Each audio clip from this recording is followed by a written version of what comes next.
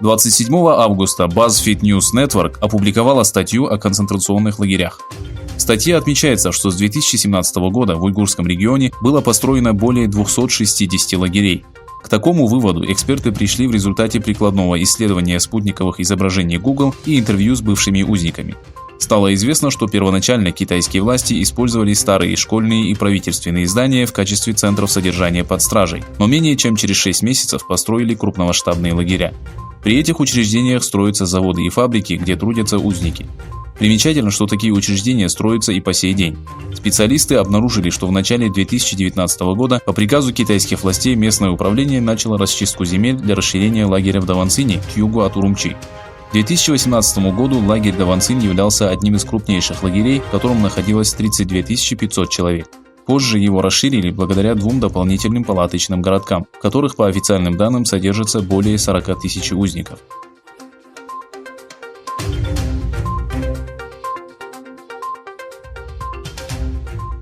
Визит министра иностранных дел Китая в Норвегию вызвал волну протестов, организаторами которых выступили правозащитные ассоциации, уйгуры, тибетцы и жители Гонконга. Во время визита в Нидерланды, который состоялся 26 августа, против Вана Йи выступила Европейская ассоциация восточно-туркестанских неправительственных организаций. Незадолго до визита министра иностранных дел Китая, норвежская пресса заявила, что китайско-норвежское экономическое сотрудничество сыграет роль в дальнейшем подчинении Норвегии Китаю и призвали правительство оградить уйгуров, гонконгцев и тибетцев от давления китайских властей. 26 августа руководство Уйгурского комитета Норвегии направило в азиатский отдел Министерства иностранных дел письмо, в котором были подробно описаны вопросы концентрационных лагерей, политики геноцида, операций по принудительной стерилизации уйгурских женщин, принудительного труда, разлучения детей с родителями и слежек за уйгурами, находящимися за границей. Активисты потребовали от правительства, чтобы вышеупомянутые темы стали повесткой дня норвежско-китайских переговоров. В свою очередь, Азиатский департамент Министерства иностранных дел Норвегии сообщил, что рассматривает предложенные вопросы с китайской стороной.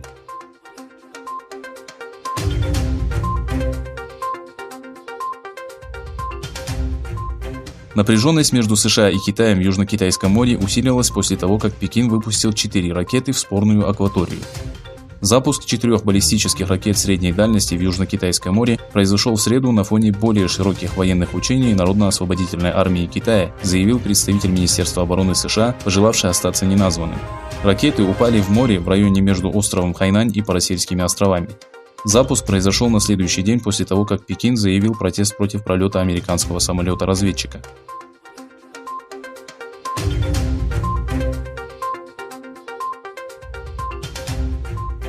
Представитель Совета национальной безопасности США Джон Эллиот заявил, что российские военные в Сирии спровоцировали ДТП с американской техникой.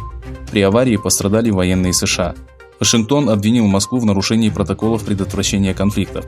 В Кремле обратили внимание, что ранее состоялись телефонные переговоры по линии начальников генеральных штабов. По версии США, эти непрофессиональные действия нарушают правила предотвращения конфликтов, о которых Россия и США договорились в декабре 2018 года. Коалиция и США не хотят эскалации с любыми государственными военными силами, но силы США всегда оставляют за собой неотъемлемое право на самооборону от враждебных действий, говорится в заявлении.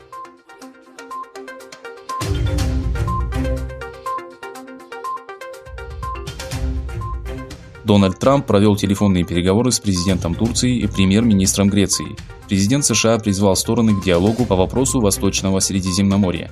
Помощник представителя Белого дома Джад Дир сообщил, что Трамп по отдельности обсудил данный вопрос с Эрдоганом и Мичотакисом, которые являются лидерами стран-союзников США по НАТО. Диалог – это единственный способ урегулирования разногласий между Турцией и Грецией, заявил Трамп.